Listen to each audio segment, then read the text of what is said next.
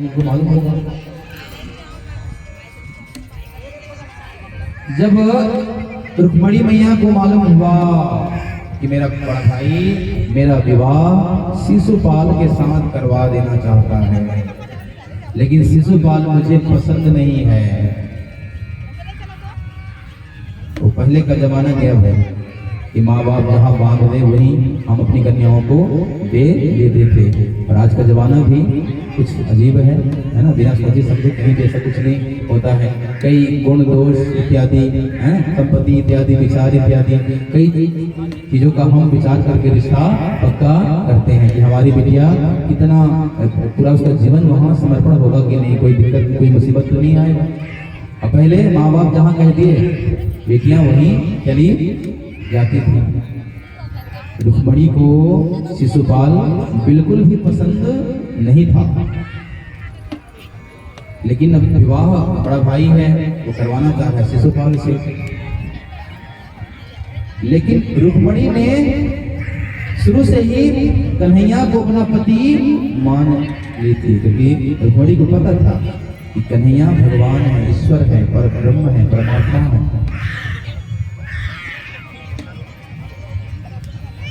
तब उसने एक उपाय रचे। माता रुक्मणी ने एक उपाय सोचा कि अगर मैं कुछ उपाय नहीं करूंगी तो क्या होगा कि मेरा भाई शिशुपाल से विवाह करा देगा, अब शिशुपाल मुझे पसंद नहीं है। तो उसने गांव के एक ब्राह्मण जिनका नाम था सुदेव नाम के जो ब्राह्मण थे उनके हाथों में एक पत्र लिखा। पत्र लिखने के बाद ब्राह्मण देवता को दे दिया। बोला ब्राह्मण देव आप इस पत्र को ले जाकर हमारे प्रीतम कन्हैया को दे दो। रुक्मणी मैया ने पत्र में क्या लिखा था कि हे श्याम सुंदर, मैंने आपको ही अपना पति बनाने का संकल्प कर लिया है, क्योंकि मैं आपके मर्म को जानती हूँ। लेकिन मेरा भाई रुक्मी ये मेरा विवाह शिशुपाल के साथ करना चाहता है, जो मुझे पसंद नहीं है।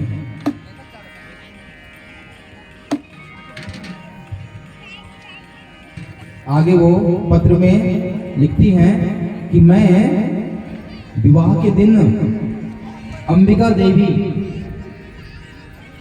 देवी के मंदिर में पूजा करने जाऊंगी। मेरे यहाँ का रस्म है कि मंडप में बैठने के पूर्व, विवाह में जाने के पूर्व अंबिका मैया के दर्शन करने, उनकी पूजा करने के लिए, हमसे विवाह की मन्नत के लिए मैं अंबिका जी देवी के मंदिर में जाऊंगी, और आप कन्हैया वहीं पे आना और वहीं से मुझे भगा के ले जाना।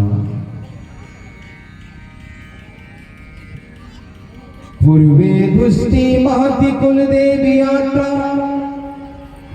यसाम बहिर्भवधू गिरिर्जामुपेयात।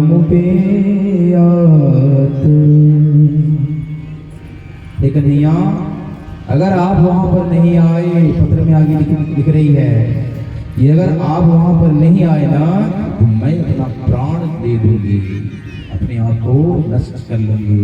लेकिन मैं शिशुपाल के साथ कभी विवाह नहीं करना चाहती। पत्र में क्या लिखा? हे दीनन पति हे जगतपति, प्राणेश प्राण धन जन रंजन, गोपीपति सुरपति वासुदेव, ब्रजनंदन श्रीपति अभिनंदन, चरणों में मेरा हो बंधन, सतबार मिलन हरि सम्मेलन।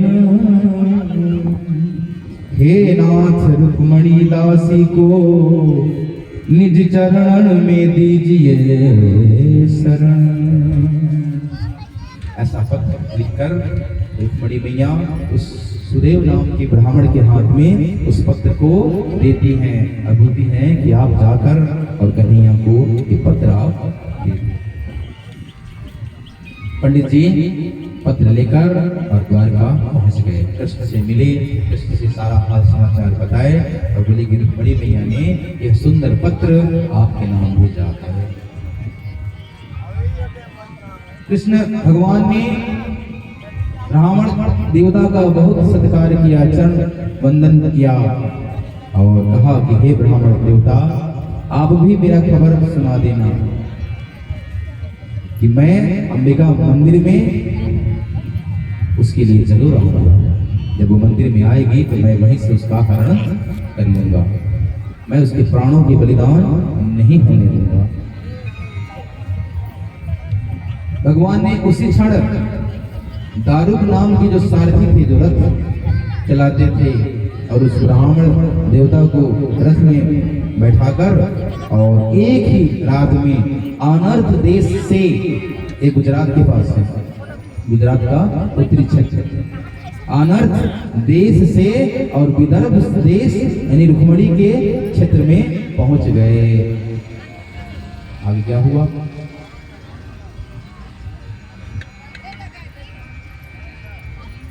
अब वहां कुंडिनपुर में, जो रुक्मणी का क्षेत्र है, वहां कुंडिनपुर नामक किसान जो है, तो रुक्मणी मैया की विवाह की तैयारी वहां चल रही थी।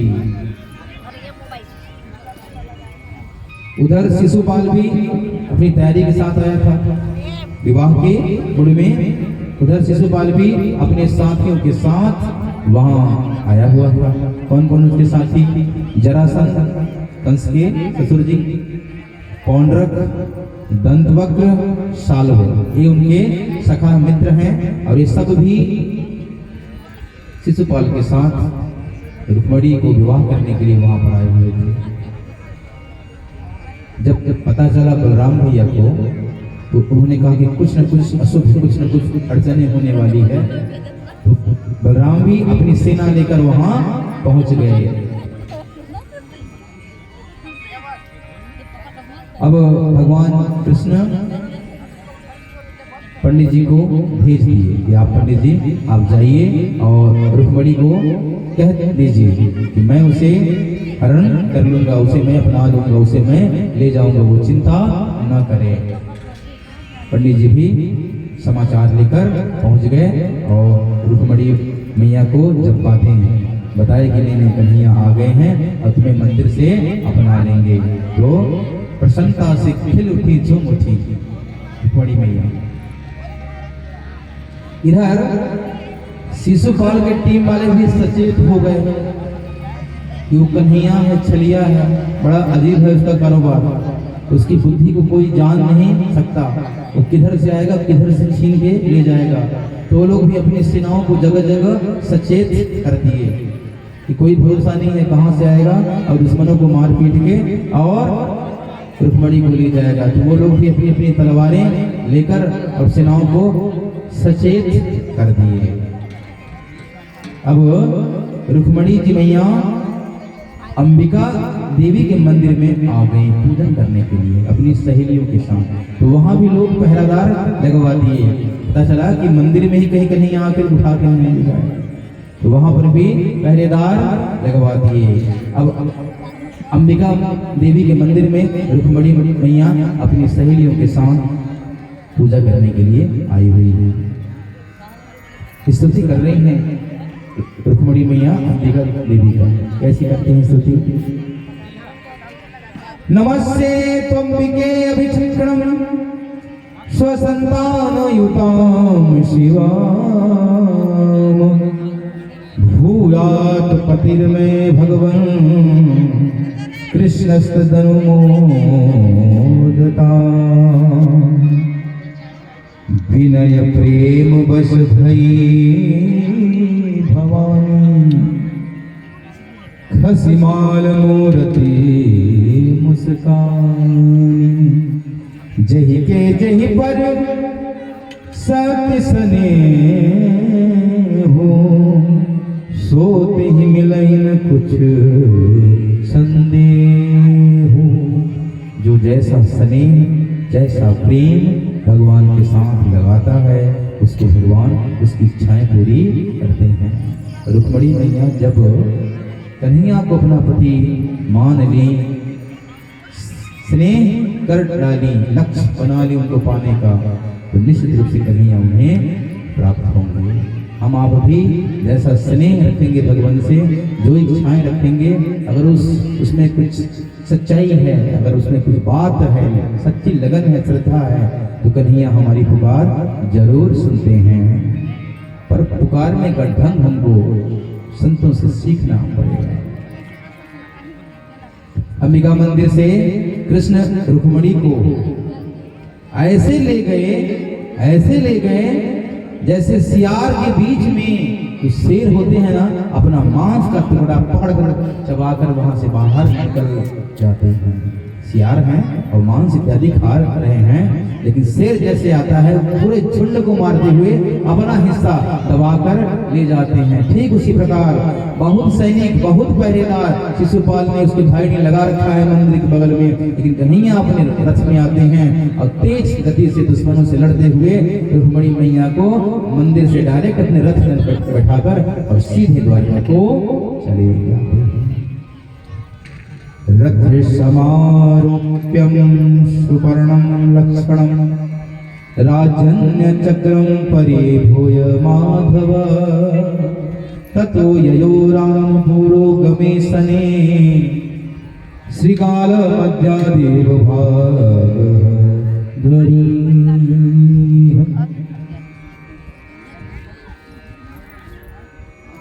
कन्हैया ने वही काम किया कि कुत्तों के भूखने से हाथी अपना रास्ता थोड़ी छोड़ेगा।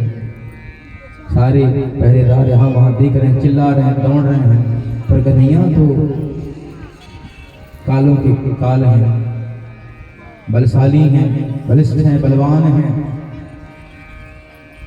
उन्होंने माता रुक्मिणी को रथ में बैठाकर और ले गए।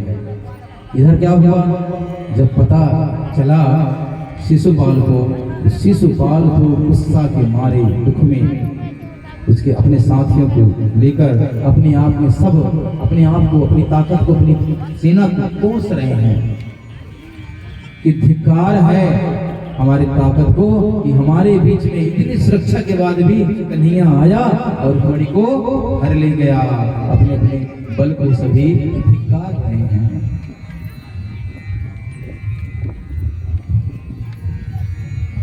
जो भी यदुवंशी लोग थे उन्होंने खूब युद्ध किया। बलराम भैया भी थे युद्ध में, सभी ने युद्ध किया और रुक्मी के टीम को सब पछाड़ दिए, सब हार गए शिशुपाल की पार्टी वाले।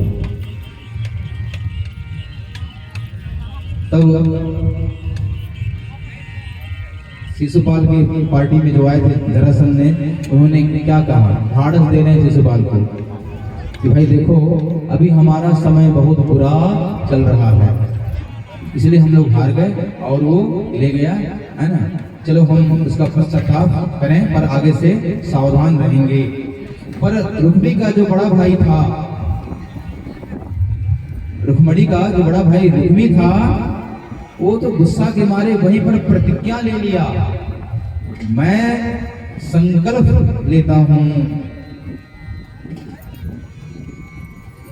अपनी बहन को जब तक मैं कृष्ण से छुड़ा कर नहीं आऊंगा, अगर छुड़ा नहीं पाया तो मैं अपने गांव कुंडिनपुर वापस नहीं आऊंगा।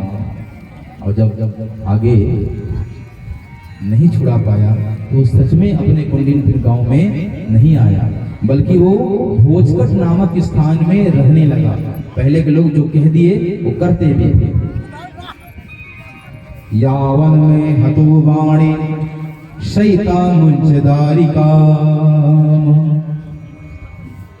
भगवान से युद्ध करने लगा। भगवान ने जैसे उसका तलवार से धड़ अलग करना चाहा, रुक्मिणी बोली। जब रुक्मी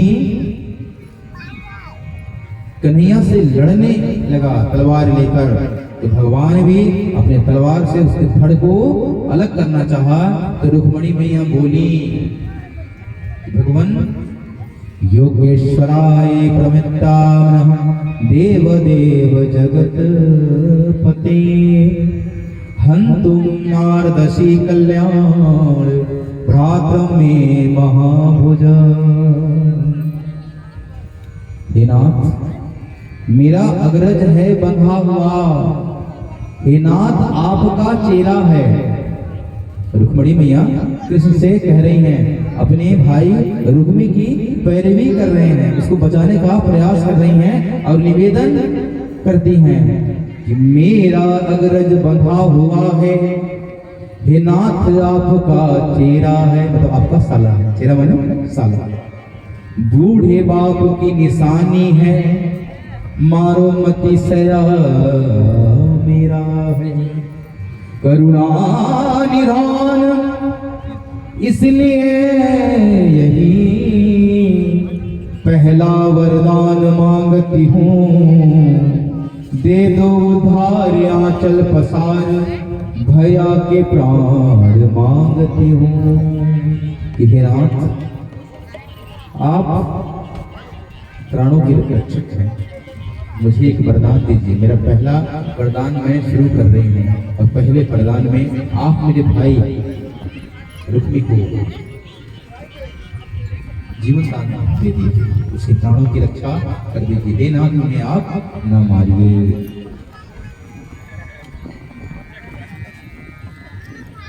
कृष्ण ने प्राणदान देकर कुछ तो दंड देना पड़ेगा सोचकर उसकी मूछें, उसके सर के बाल मड़वा दिए, और अंत में दाऊ भैया ने आया और कन्हैया से उसको छुड़वाकर मुक्त कर दिया। पर वो कुंदनपुर अपने गांव नहीं गया, शर्म से, लज्जा से, कि अब हम वहां जाकर क्या मुंह दिखाएंगे। हमने तो संकल्प किया था कि कन्हैया को मारकर और अपनी बहन को हम लेकर अपने गांव आएंगे, पर हो गई बात उल्टी। तब उसने भोजगढ़ नामक नगर में रहने लगा। कौन? रुक्मणी मैया की भाई रुक्मी। भगवान रुक्मणी को द्वारिका ले गए और भीष्मक महाराज ने कन्यादान किया। वहां नंद, यशोदा आदि सबको बुलाया गया और शादी में सभी झूम रहे हैं। तो सभी झूम रहे हैं, तो आप हम सभी क्यों पीछे रहे? उनके विवाह में सभी झूम रहे हैं।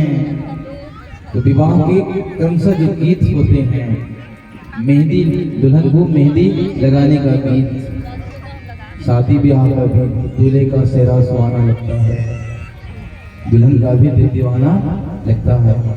आओ मेरी सखियां, मुझे मेहंदी लगा दो, मुझे श्याम सुंदर की दुल्हन बना दो। ऐसे सुंदर पावन गीतों को और आए